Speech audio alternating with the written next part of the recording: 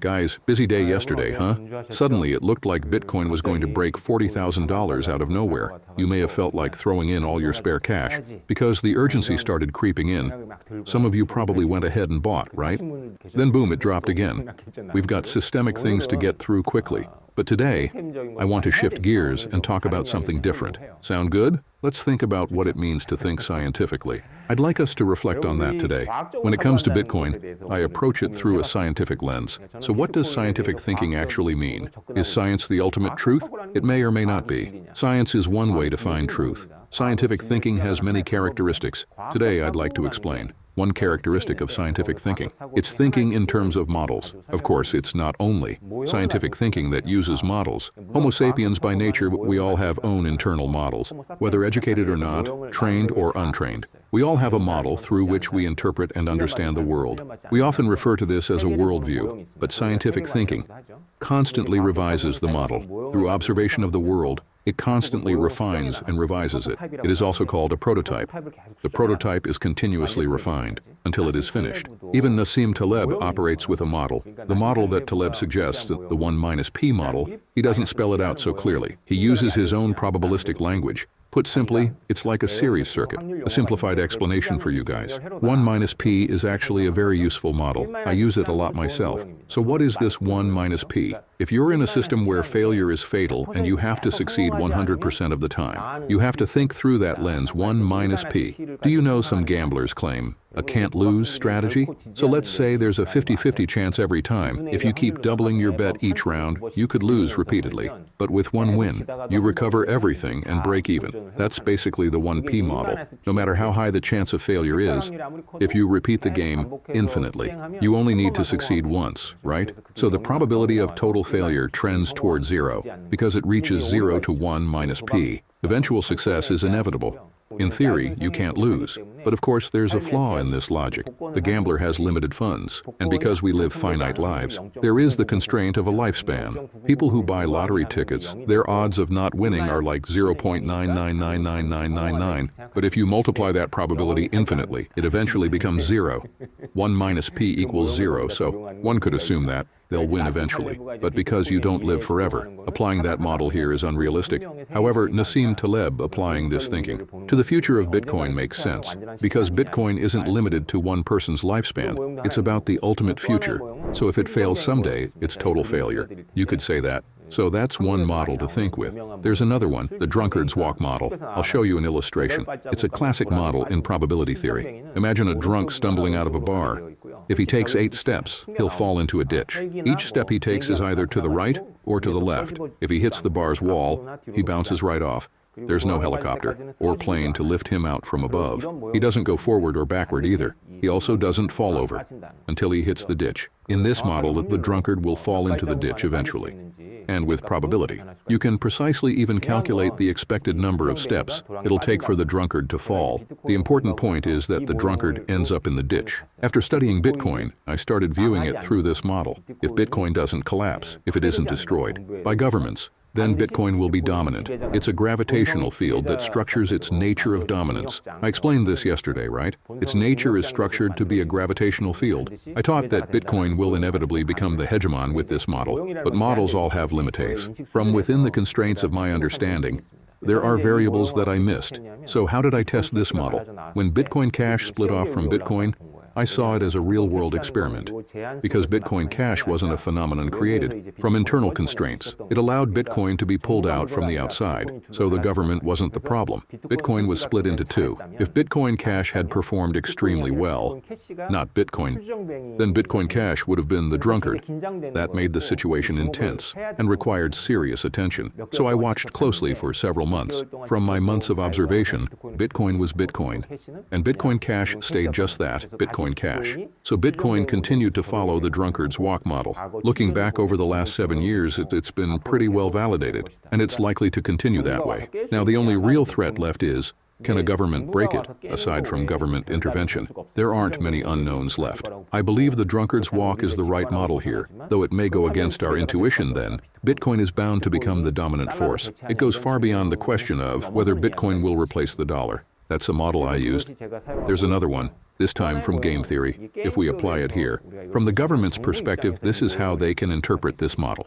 There's this concept called a ladder in the game of Go. It's known as chuck in Korean Go. So what exactly is a ladder in Go? It's a situation where my stone is about to be captured by the opponent. To escape that situation, I place my stone where the opponent would place theirs. For the moment, it survives. But when the opponent chases, it's at risk again. To avoid it, I push, and they keep chasing, over and over again. If you keep playing, you can keep escaping. But because Go is played on a finite board, eventually, you get pushed to the wall or blocked by other stones. Eventually, your stones all get captured. Why is that the worst-case scenario? If you lose 3 or 4 stones, it only costs a few points. But if you keep following the ladder, your opponent ends up gaining a massive territory. Nassim Taleb saw Bitcoin in this way too. The more you follow the ladder, the more trapped you become. The moment you realize that is when you should drop it. Taleb said something similar. Bitcoin becomes zero the moment people realize it'll become zero. So the government's actions toward Bitcoin should be understood through this ladder model. Not all governments play every stone through trial and error. Some do. Take China. China is a unique case. Not realizing it's a ladder, they just keep following. Now they're chasing Bitcoin for the 3rd time. Back in December 2013, during the big spike, the People's Bank of China stepped in and temporarily shut it down. Then in 2017, they banned exchanges, again trying to extinguish Bitcoin, but it didn't disappear. They just played another stone. And this time, China targeted mining farms. They shut them down, another stone on the board. So what stones does China have left now? A ban on Bitcoin ownership altogether. They could track down and identify Bitcoin holders and link it to their social credit system. But is there any government on earth, any administrative system that has the ability to truly track down and eliminate Bitcoin? This isn't about right or wrong. It's about whether such power exists. And when you run a thought experiment on it, the answer is no. That's why China is playing a losing game. But for now, the general public still lacks full awareness. So when China clamps down, it feels like the market's collapsing. So prices react in the short term, but fundamentally it's a ladder sequence. But the bureaucrats of countries like the US and Japan are smart. They don't make these trial and error moves. The US has been extremely cautious. Even the former Treasury Secretary under Trump, who once criticized Bitcoin, he's now saying something else, which means he knew all along. Sometimes they speak just to calm public excitement. Sure, that happens. But no bureaucratic group, truly believing in its own ignorance, would dive headfirst into a fire like a moth. That kind of bureaucracy understands the ladder model. And because they understand it, they're choosing not to make certain moves. That's my take on the US government and the elite global financial bureaucrats as a whole. Here's another model. When I taught statistics, this was a challenge I used to give to my best students. Let's see how you do with it. I'm not sure if this story is historically accurate, but in Ohio, there are massive cornfields, and there's an old Native American rite of passage, they say. It's a coming-of-age ritual, but not just a small cornfield. We're talking vast, endless fields, stretching well over a kilometer. So when children come of age, they're told to start from one end of the field, and until they get to the other side, they're told to pick just one corn, only one. The challenge is to choose the biggest one. Now, what's the rule? You're not allowed to go back. No backtracking. So under this rule, they hold the ceremony. And what happens? They end up picking corn that's much smaller than average, because they only get one chance to choose. This is a model designed around one-shot decisions. Yes, so I give my students a challenge. Come up with your strategy. And since it's statistics class, I want them to think statistically. Want me to give you the answer? The statistically sound answer is to divide the field into sections. You split the field up. Say it's about a kilometer. Technically, the more segments, the better. But because of our cognitive limits, let's say we break it into 7 zones. In the first section, walk slowly. Observe the distribution of the corn. You're essentially sampling to build a rough, normal distribution. So a 30-centimeter cob is in the top X%, 25 centimeters is in the top Y%, and maybe the average is 15 centimeters, and anything less than 5 centimeters is in the bottom group. So now you have a mental map of the distribution. Now here's the important part. That first zone, it's like your first roll of the dice. The rest is 6 more chances to roll. So for each of those remaining 6 segments, you need to adjust your target value. What should those targets look like? Raise your target each time. You'll fail. Keep the same target?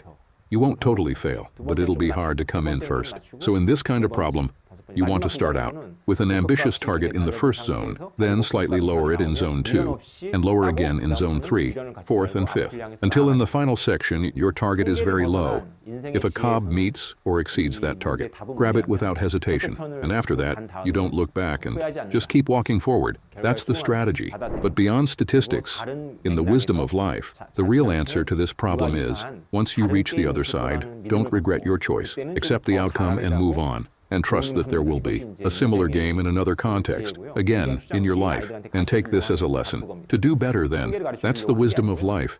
And that's what those native chiefs were trying to teach their children. It wasn't about teaching statistics. It was about teaching failure, helping them understand why they failed, because of greed, hesitation, and attachment. It was a simulation that was created to teach failure, so that you'd learn to make better choices next time. But when finding numbers with a statistics teacher, it's used to see how well students understand how probability and trials work. So after identifying the distribution, you gradually lower your target values, and when a cob meets your standard, you take it and move on. Now, the reason I'm telling you this model is because I think it might actually help you. I'm putting on my mentor hat for a moment. Whether it's Bitcoin or some altcoin, when you're investing, bear markets are fine. During a bear market, you can listen to my lectures like this, read some books, and you can act pretty rationally. But when it's not just a down market, but a crash, well, then we're not human anymore, but monsters. At that point, the only thing to do is restrain yourself. You ask someone you trust to lock you down, figuratively speaking, cuff you and take the key away. Otherwise, no amount of knowledge, no level of training will help you. That's why I told you to store your coins in a paper wallet, because during a crash, that might be the only thing that stops you from panic selling. But the bull market is an issue. In a bull market, the wise and the unwise finally part ways. In a bull market, many of you fall into a trap.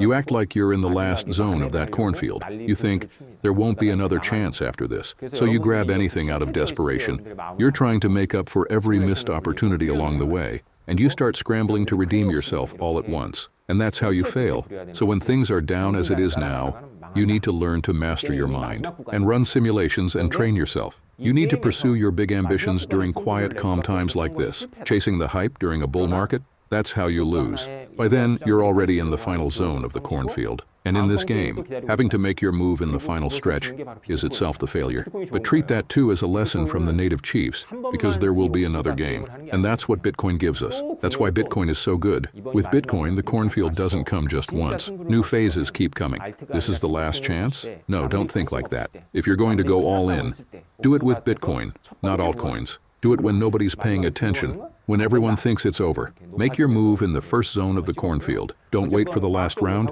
That's why I made this video today, just some words of concern. In the end, thinking scientifically means building and using models like these. If your models are weak, you'll fail, plain and simple. So gather as many good models as you can, and collecting good models, that's what we call learning. So today we talked about the 1P model, the drunkard's walk model, the latter model showing governments cornering themselves, and finally the Native American cornfield model. So when the next bull market comes, don't assume you're in the final row of the field. Prepare beforehand. This is not the last time, please remember that. Another cornfield is coming. Stay healthy in the summer heat. See you next time. 건강하십시오. 다음에 뵙겠습니다.